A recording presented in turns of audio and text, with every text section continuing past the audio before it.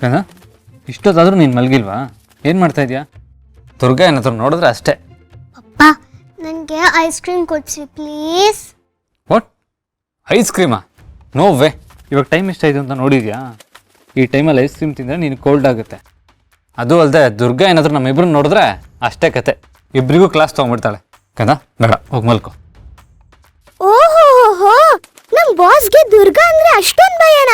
ದುರ್ಗಾ ಅಂದ್ರೆ ನಡುಕ ಶುರು ಆಗ್ಬಿಟ್ಟಿದ್ಯಾ? ಛೇ ಛೇ, ಎಂತ ಅವಸ್ಥೆ ಬಂತು. ಏ ಮಣಿ, ಯಾರಿಗೆ ಭಯ ಯಾರಿಗೆ ನಡ್ಕ?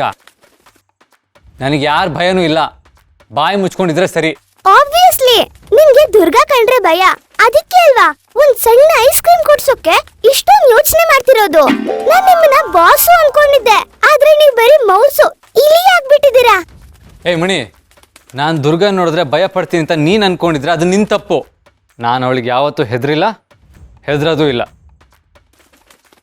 ಏನಿವಾಗ ಐಸ್ ಕ್ರೀಮ್ ತಾನೇ? ಅದು ಯಾವ ದೊಡ್ಡ ವಿಷಯ?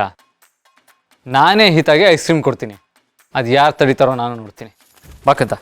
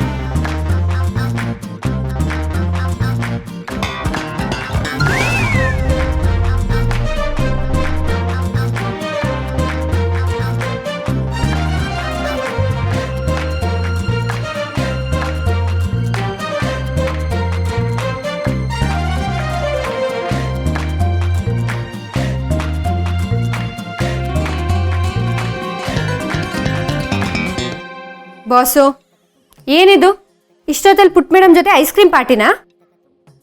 ಏನ ಪಾರ್ಟಿನಾ? ಏ ಹಾಗೇನಿಲ್ಲ ದುರ್ಗಾ, ನಿನ್ನ ತಪ್ಪು ತಿಳ್ಕೊಂಡಿದ್ಯಾ. ಆ್ಯಕ್ಚುಲಿ ಇದು ಹಿತಾ ಸ್ಕೂಲ್ ಪ್ರಾಜೆಕ್ಟಾ? ಮಧ್ಯರಾತ್ರಿ 12 ಗಂಟೆಲಿ ನೆಲದ ಮೇಲೆ ಕುತ್ಕೊಂಡು ಐಸ್ ಕ್ರೀಮ್ ತಿನ್ನೋದು ಪ್ರಾಜೆಕ್ಟು? ಇದ್ಯಾವ ಥರ ಪ್ರಾಜೆಕ್ಟ್ ಬಾಸು? ಅದು ಅದು ನೋಡಿ ದುರ್ಗಾ, ಇದು ಐಸ್ ಕ್ರೀಮು ಹೆಂಗೆ ಕರಗುತ್ತೆ ಅನ್ನೋದೇ ಇವತ್ತಿನ ಪ್ರಾಜೆಕ್ಟು. ಅದಕ್ಕೆ ಅದನ್ನು ಪ್ರಾಕ್ಟಿಕಲ್ ಆಗಿ ತೋರಿಸೋಣ ಅಂತ ನಾನು ಹಿತಾನ್ ಇಲ್ಲಿ ಕರ್ಕೊಂಬಂದೆ. ಐಸ್ ಕ್ರೀಮು ಕರಗೋಕ್ಕಿಂತ ಮುಂಚೆ ಎಷ್ಟು ಟೆಂಪ್ರೇಚರ್ ಇರುತ್ತೆ, ಕರಗಿದ ಮೇಲೆ ಎಷ್ಟು ಟೆಂಪ್ರೇಚರ್ ಆಗುತ್ತೆ, ಸೊ ಇದನ್ನೆಲ್ಲ ಪ್ರಾಕ್ಟಿಕಲ್ ಆಗಿ ಹೇಳ್ಕೊಡ್ತಾ ಇದ್ದೆ ಅಷ್ಟೇ. ಹೌದಾ? ಹಾಗಾದ್ರೆ ನಿಮ್ ಕೆನ್ನೆ ಮೇಲೆ ಅವಳ ಮೂಗ್ ಮೇಲೆ ಐಸ್ ಕ್ರೀಮ್ ಯಾಕೆ ಅಂಟ್ಕೊಂಡಿದೆ? ಅದು ಕೂಡ ಪ್ರಾಜೆಕ್ಟ್ನ ಭಾಗನಾ? ಅದು ಹೌದೌದು. ಐ ಮೀನ್ ಅಲ್ಲ ದುರ್ಗಾ, ಇದು ಐಸ್ ಕ್ರೀಮ್ ಇದೆಯಲ್ಲ, ಇದು ಸ್ಕಿನ್ನಿಗೆ ಟಚ್ ಆದರೆ ಎಷ್ಟು ಡಿಗ್ರಿ ಟೆಂಪ್ರೇಚರ್ ಇರುತ್ತೆ ಅಂತ ಚೆಕ್ ಮಾಡ್ತಾ ಇದ್ದೆ ಅಷ್ಟೇ. ಅಲ್ವಾಯ್ತಾ? ಇಲ್ಲ ದುರ್ಗಾ, ನನ್ಗೆ ಐಸ್ ಕ್ರೀಮ್ ತಿನ್ಬೇಕು ಅಂತ ಅಪ್ಪಂಗೆ ಹೇಳಿದೆ. ಆಯ್ತು, ನನಗೂ ತಿನ್ಬೇಕನ್ನಿಸ್ತಿದೆ ಅಂದ್ಬಿಟ್ಟು ಇಲ್ಲಿ ಕರ್ಕೊಂಬಂದ್ರು.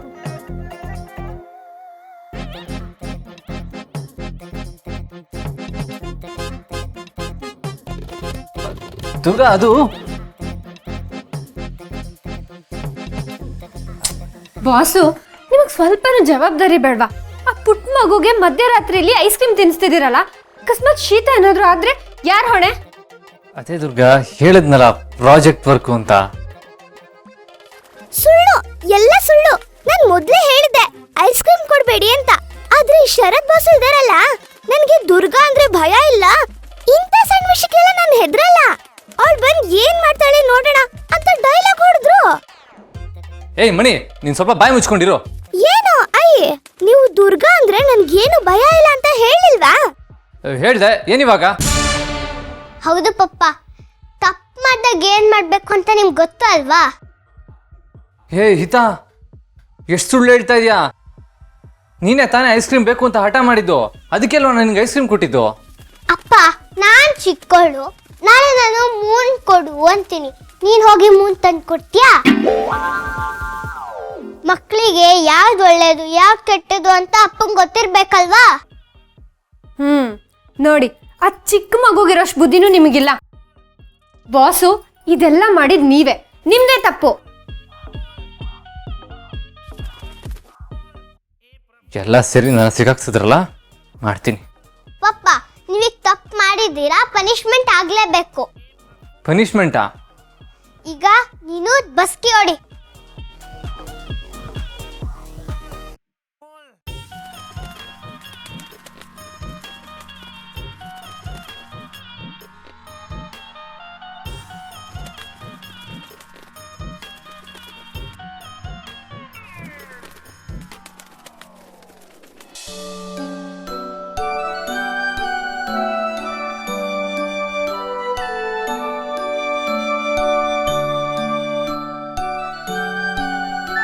ಹಿತ ಮಲಗಿಸ ಅವಳು ನಿದ್ದೆ ಮಾಡ್ಬಿಟ್ಟಿದ್ದಾಳೆ.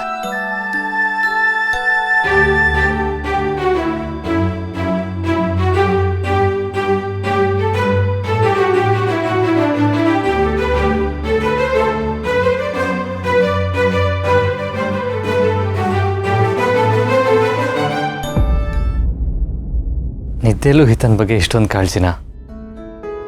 ಗ್ರೇಟ್ ದುರ್ಗಾ ನೀನು.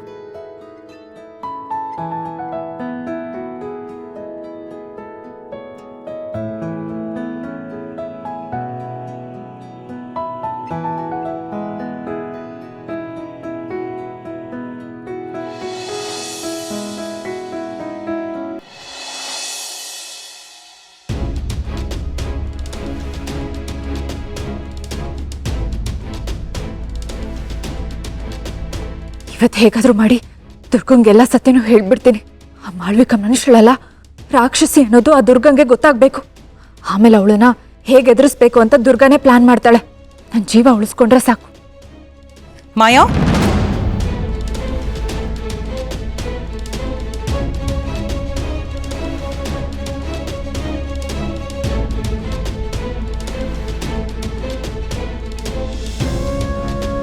ಇದೇನ್ ಮಾಯಾ,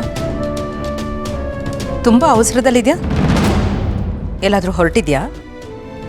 ಮಾರ್ನಿಂಗ್ ವಾಕ್ ಹೋಗ್ತಿದ್ದೀನಿ ಮ್ಯಾಮ್. ನೀವು ಬೇಡ ಅಂದರೆ ಹೋಗಲ್ಲ. Morning walk? Very good. ಹೋಗ್ಬಿಟ್ ಬಾ ಮಾಯಾ, ಆರೋಗ್ಯಕ್ಕೆ ಒಳ್ಳೆಯದು. ಹಾಗೆ ಕೆಲವು ವಿಷಯಗಳನ್ನು ಹೊಟ್ಟೆಲ್ಲೇ ಇಟ್ಕೊಂಡ್ರೆ ತುಂಬ ಒಳ್ಳೆಯದು.